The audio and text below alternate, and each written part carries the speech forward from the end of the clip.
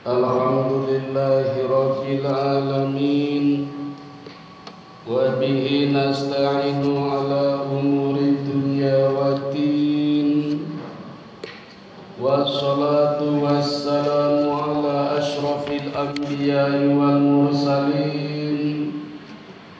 Wa ala alihi wa sahbihi ajma'in. Amma ba'du. أشهد أن لا إله إلا الله وحده لا شريك له وأشهد أن محمدا عبده ورسوله لا نبي بعده. قال الله تعالى في كتابه الكريم: أعوذ بالله من الشيطان الرجيم. يا أيها الذين آمنوا اتقوا الله حق تقاته ولا تموتن إلا وأنتم مسلمون. صدق الله العظيم. فيا عباد الله أوصيكم ونفسي بتقوى الله فقد فاز المتقون. Ma'asyiral muslimin, jamaah sidang Jumat Masjid Ar-Rahman yang dirahmati Allah, izinkanlah di khutbah siang hari ini khatib menyampaikan 1-2 ayat Al-Quran, yaitu yang ada di dalam surat Al-Baqarah, surat yang kedua, dimulai dari ayat 84, di mana Allah berfirman: A'udzu billahi minasyaitonir rajim. Wa id akhadna mitsaqakum la tasfikuna dima'akum wa la tukhrijuna anfusakum min diyarikum thumma aqrartum wa antum tashhadun. Yang artinya, dan ingatlah ketika kami mengambil janji kamu, janganlah kamu menumpahkan darahmu atau membunuh orang dan mengusir dirimu atau saudara sebangsamu dari kampung halamanmu, kemudian kamu berikrar dan bersaksi. Ayat 85-nya artinya, kemudian kamu, yaitu Bani Israel, membunuh dirimu atau sesamamu dan mengusir segolongan dari kamu dari kampung halamannya. Kamu saling membantu atau menghadapi mereka dalam kejahatan dan permusuhan. Dan jika mereka datang kepadamu sebagai tawanan, kamu tebus mereka, padahal kamu dilarang mengusir mereka. Apakah kamu beriman kepada sebagian kitab Taurat dan ingkar kepada sebagian yang lain? Maka tidak ada balasan yang pantas bagi orang yang berbuat demikian di antara kamu sekalian, selain kenistaan dalam kehidupan dunia, dan pada hari kiamat mereka dikembalikan kepada azab yang paling berat, dan Allah tidak lengah terhadap apa yang kamu kerjakan. Hadirin sidang Jumat yang dirahmati Allah, menurut Ibnu Katsir di dalam tafsirnya, bahwa firman Allah ini sebagai pengingkaran terhadap tindakan Yahudi yang hidup pada zaman Nabi sallallahu alaihi wasallam di Madinah.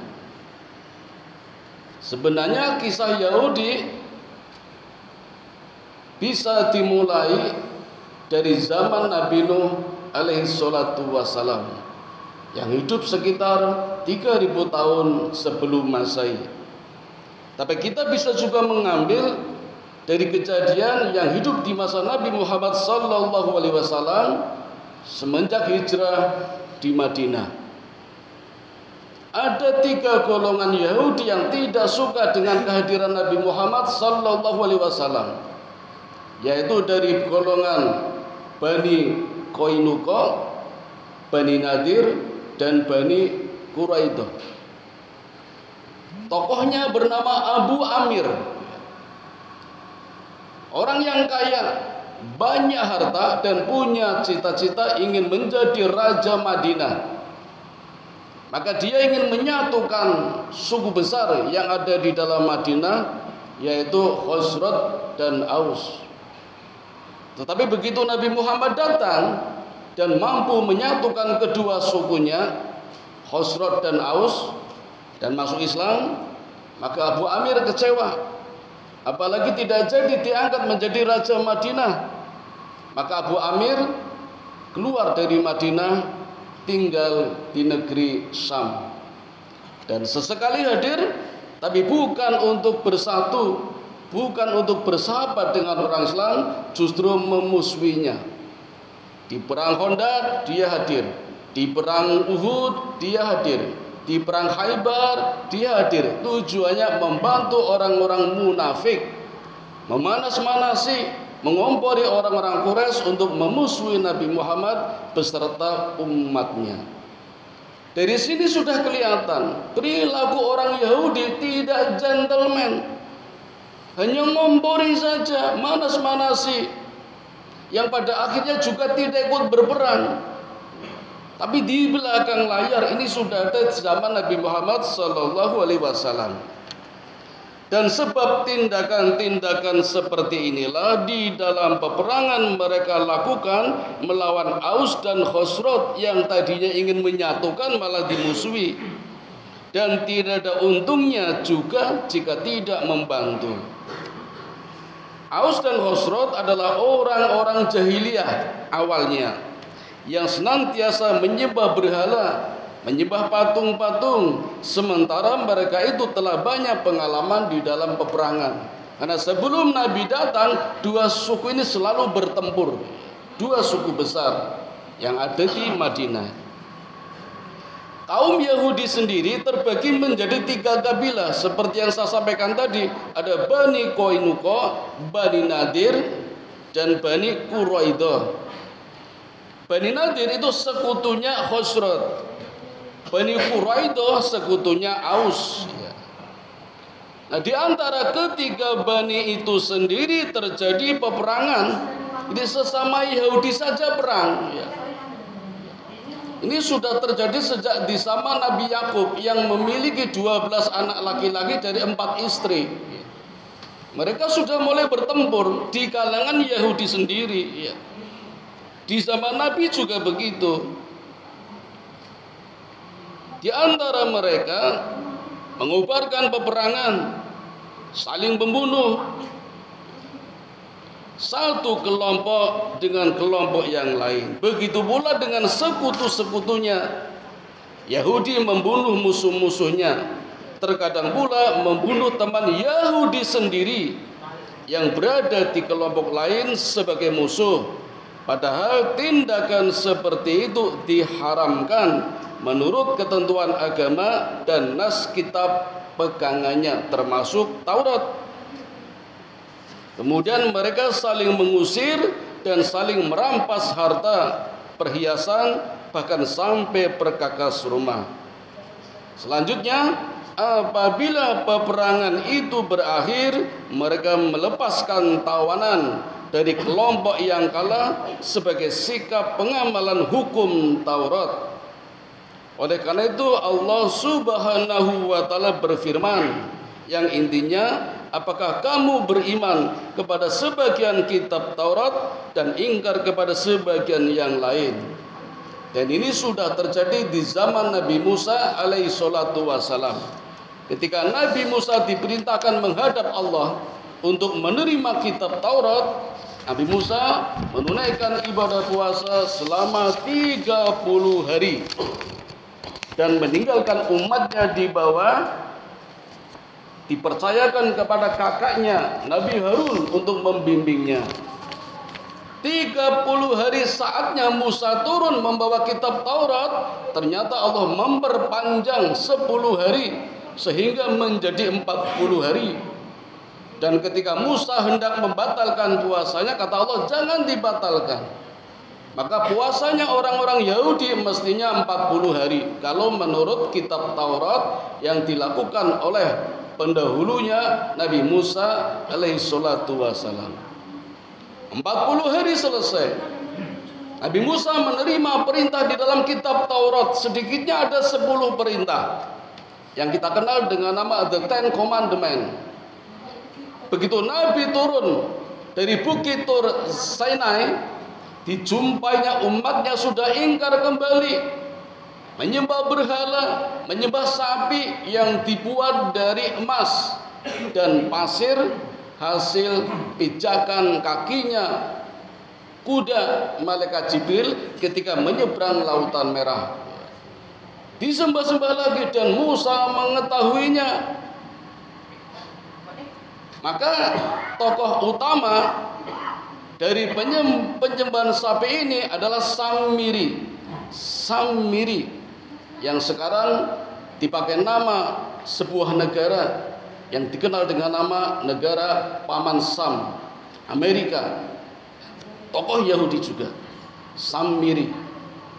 Maka ketika Musa sudah menghukum Samiri, tibalah saatnya umatnya juga menerima hukuman. Dari 10 perintah tadi yang ada di dalam kitab Taurat, satu perintahnya adalah bertaubat. Dan bertobatnya di zaman Nabi Musa sangat mengerikan sekali, yaitu saling membunuh. Saling membunuh. Ditaubatnya di zaman Nabi Musa, orang Yahudi adalah saling membunuh. Kalau tidak, sama saja. Mereka juga kan mati. Ketika umatnya menolak bertobat dengan cara saling membunuh, Musa alaihi salatu wassalam dengan tangannya mengangkat bukit Tur Sinai yang siap dijatuhkan ke umatnya kalau tidak bertobat. Dan hasilnya juga sama-sama mati. Cuma bedanya kalau matinya dijatuhi oleh bukit Tur Sinai, tentu saja matinya tidak mati syahid, tidak mati di dalam bertaubat. Sementara kalau matinya bertaubat, itu mati syahid. Maka tidak ada pilihan lain, jalan yang diambil adalah saling membunuh dalam rangka bertaubat. Sehingga terjadilah pembunuhan besar, saling membunuh, saling menusuk dalam rangka bertaubat. Dan jumlah korbannya cukup banyak, sekitar 70.000. Tetapi pemahaman mereka tentang kitab ini disalahgunakan. Mereka tidak meyakini isi kitab Taurat yang sempurna. Sebagian mengingkarinya, sebagian mengimaninya. Contoh, misalnya ketika Nabi Muhammad SAW mengumandangkan perintah jihad ketika Madinah hendak diserang oleh kafir Quraisy Mekah. Sabtu pagi di waktu duha, Nabi mengumandangkan perintah jihad. Mari kita jihad, Madinah diserang musuh. Ada seorang pendeta Yahudi namanya Khuwairij. Khuwairij ini naik ke menara dan mengumumkan, mengajak orang-orang Yahudi, mari kita berjihad, wahai bangsaku, bangsa Yahudi, Madinah diserang musuh, kita bantu Nabi Muhammad. Ini yang mengajak pendeta Yahudi namanya Khuwairij. Tapi apa kata bangsa Yahudi? Bangsa Yahudi ini mengatakan kepada pendetanya, ya Khuwairij, ini hari Sabtu. Hari Sabtu hari raya kita, tidak ada peperangan. Jadi di dalam agama Yahudi ada satu keyakinan, dulu Allah menciptakan alam semesta dalam waktu 6 hari, dimulai dari hari Ahad, Senin, Selasa, Rabu, Kamis, Jumat. 6 hari. Sabtu libur karena Tuhan capek, maka cuti. Tuhan cuti, hambanya lebaran hari raya. Maka ketika hari raya tidak ada peperangan menurut keyakinan orang-orang Yahudi di dalam kitab Taurat. Padahal di dalam kitab Taurat juga ada perintah. Apa perintahnya? Ketika satu nabi diserang oleh musuh, maka umatnya nabi lain yang ada di tempat lain juga harus membantu. Maka kalau kita tarik peristiwa sekarang yang sedang terjadi antara Palestina dan Israel, kita punya kewajiban membantu. Walaupun beda lokasinya, jauh tempatnya. Cuma mungkin karena kondisi negara kita berbeda, maka bantuan yang dapat kita lakukan mungkin hanya berdoa atau mendoakan atau memberikan sumbangan donasi dan lain sebagainya. Mungkin seperti itu. Tapi kewajiban membantu sesama umat Islam, umat Nabi, walaupun Nabi lain di tempat lain, sama-sama ada kewajiban, dan ini ada di dalam kitab Taurat. Nah, disinilah tampak bahwa orang-orang Yahudi memilah dan memilih isi-isi kitabnya mereka, apalagi kitab Al-Quran.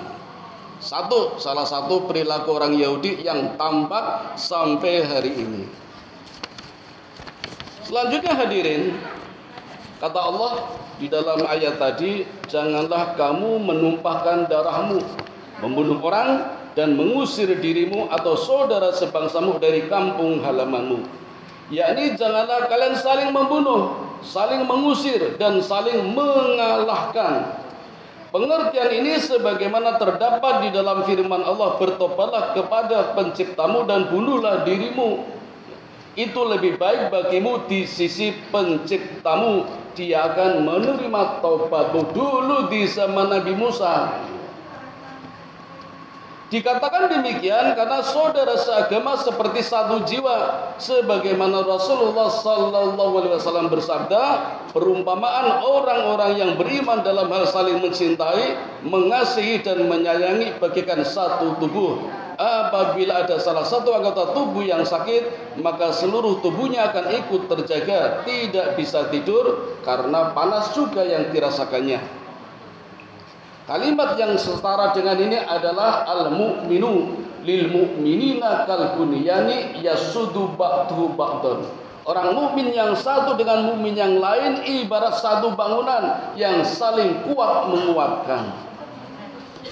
Hadirin, bulan depan sampai bulan Februari insya Allah kita menghadapi satu suasana yang cukup merepotkan, bahkan mungkin membuat kita ribut, yaitu masa-masa kampanye dan pemilu. Kalau kita pakai ayat ini, mestinya kita sama-sama kuat menguatkan, membantu mengangkat harkat martabat bangsa ini, menyatukan negara kita yang di dalamnya tidak akan terjadi terpecah belah. Kalau kita pakai prinsip orang Yahudi, maka nanti kita akan mati-matian membela partai kita. Padahal tidak benar. Yang kita butuhkan adalah membangun negeri ini. Boleh lewat partai, tapi jangan karena partai kemudian kita saling bermusuhan. Antar partai bermusuhan, saling membunuh. Apalagi di dalam partai pun ada yang seperti itu. Sama-sama anggota partai, saling membunuh, saling mengusir, kemudian pindah partai. Ini yang terjadi di negeri kita. Kita mulai dari diri kita, hindari penyimpangan dari ayat ini, yaitu perilaku orang Yahudi yang saling mengusir, saling membunuh. Naudzubillah min dzalik. Demikian khutbah singkat yang dapat kami sampaikan. Wa qur rabbirfir warham wa anta khairur rahimin.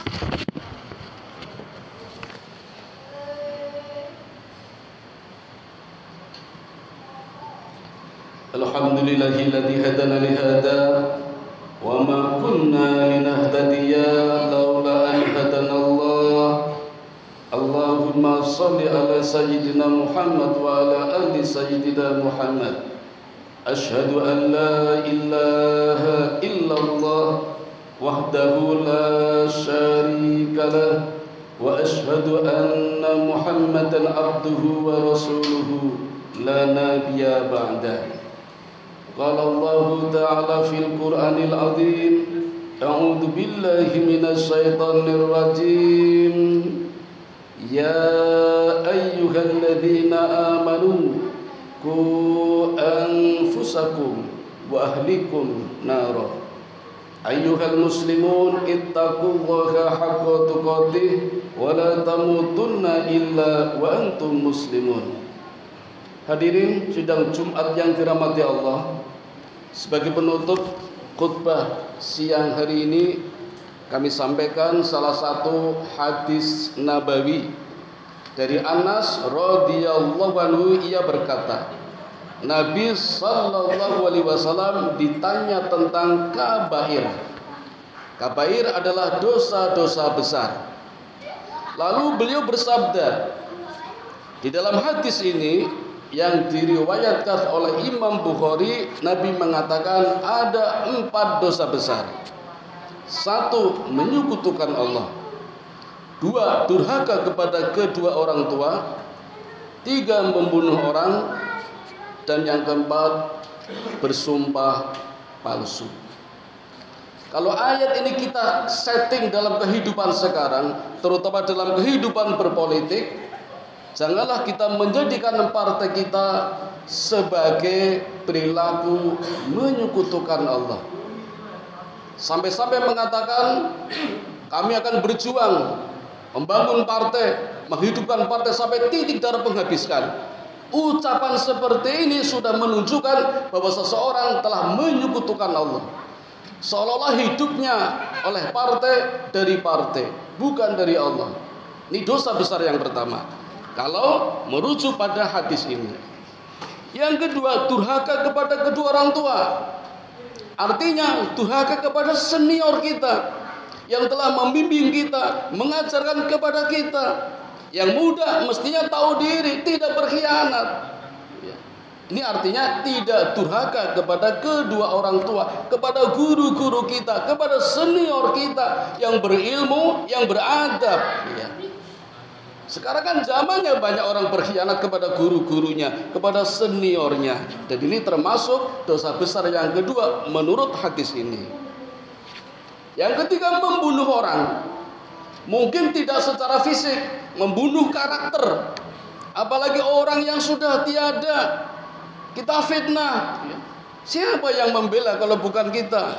Itu namanya membunuh karakter, memfitnah, menghibah dan macam-macam. Itu juga termasuk dosa besar yang ketiga. Dan yang keempat, bersumpah palsu. Janji, sumpah yang tidak sebenarnya demi mendapatkan sesuatu yang diinginkannya. Mungkin uang, mungkin harta.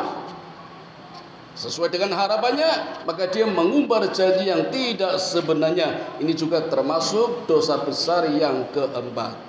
Mari hadirin kita mulai mencoba, berusaha, berikhtiar sekuat tenaga menghindari dosa-dosa besar, khususnya 4 dosa besar ini dari 75 dosa besar. Kita coba dan kita mulai dari diri kita sendiri, nanti menurun kepada istri dan anak-anak kita, melebar kepada saudara dan tetangga kita. Insya Allah kalau kita dibersihkan dari dosa-dosa seperti ini, derajat kita akan meningkat menjadi orang-orang yang bertakwa, takwa yang selalu meningkat, tidak takwa seperti kemarin. Amin ya rabbal alamin. A'udzu billahi minasyaitonir rajim. Bismillahirrahmanirrahim. Innallaha wa malaikatahu yusholluna 'alan nabi. Ya ayyuhalladzina amanu shallu 'alaihi wa sallimu taslima. Allahumma shalli ala Muhammad wa ala ali Muhammad kama shallaita ala Ibrahim wa ala ali Ibrahim wa barik ala Muhammad wa ala ali Muhammad kama barakta ala Ibrahim wa ala ali Ibrahim innaka Hamidum Majid. Allahumma ighfir lil muslimina wal muslimat wal mu'minina wal mu'minat al ahya'i minhum wal amwat innaka sami'un qaribun mujibu da'wat wa qadiyal hajat wa qati'us syahwat. Allahumma inni as'aluka ilman nafi'a wa rizqan thayyiba wa amalan mutaqabbala. Allahumma inni as'aluka al-huda wa tuqa wal afafa wal ghina. Allahumma ja'alni syakura waj'alni sabura waj'alni fi 'ainin saghira wa fi a'yunin nasi kabira.